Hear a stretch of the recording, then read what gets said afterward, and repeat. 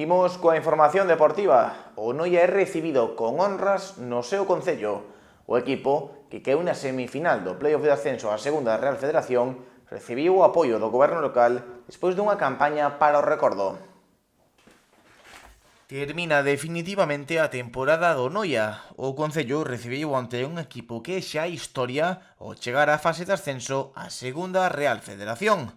Unha fazaña acadada por un grupo de xogadores recén ascendidos á categoría e que mesmo dende dentro do plantel se vían a principio de ano como un dos candidatos ao descenso.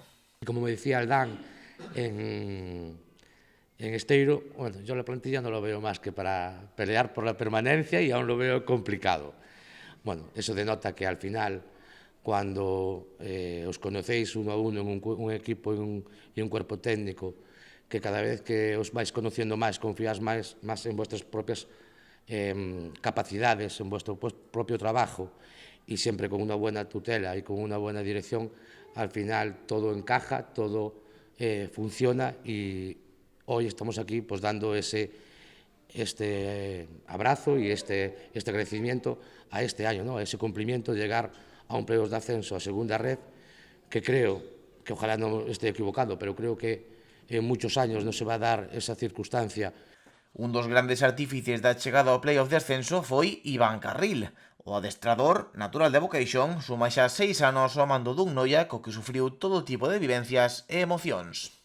Tengo muchas vivencias aquí, la mayoría muy positivas, muy bonitas, y en concreto este año pues ha sido increíble, ha sido un año espectacular, de mucho trabajo, mucha humildad, mucho sacrificio por parte de todos, cuerpo técnico, jugadores, el club tratando de facilitar las cosas y de poner todo de su parte para que esto llegara a buen puerto.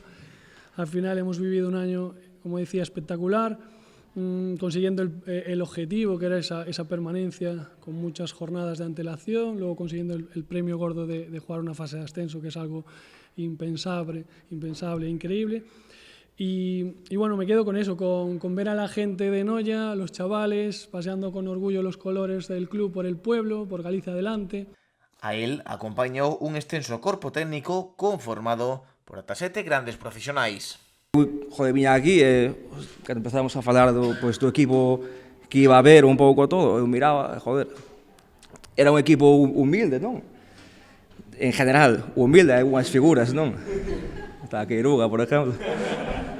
Non, un equipo humilde, pero eso, con pasado xa en equipos, joder, pois a nivel aquí en Galicia importante, Depor, Compos, Celta, joder, eu miraba para mí que decía, pero eu veño dos miúdos. Eu non estou para isto ainda, non se vía moita diferencia, pero ao final foi un pouco iso tamén, a xente nova que chegou este ano, tamén, pois, con pouca experiencia en esta categoría, e ao final foi un pouco eso, o que vos poñía a vos outro día nas redes, eso, de que hai xente que ten moitos recursos, un máis que non. Pero este fito histórico tería sido imposible sen as persoas que saltan ao verde, un equipo formado por xogadores xóvenes que comezou buscando salvación e acadou cotas inesperadas. Sobre todo a afición, o que se viveu nos últimos 2-3 fin de semana foi espectacular. Levo, pois, 13-14 anos aquí en Noia e nunca se viveu nada igual. Gustaríame que se volvera a repetir, sei que é moi complicado volver a xuntar unha familia como a que somos, tanto por parte da directiva, como o corpo técnico, como todos. Non houve un problema en todo o ano, eso é un gusto todo, poder ir entrenar todas as semanas contento, poder disfrutar o fin de semana, e ao final foi un pouco o reflejo da temporada. No concello esperaba o seu equipo de goberno, que salientou este clube como un dos grandes activos que tivo Noia ao poñer o nome da vila no mapa e levalo por toda Galicia.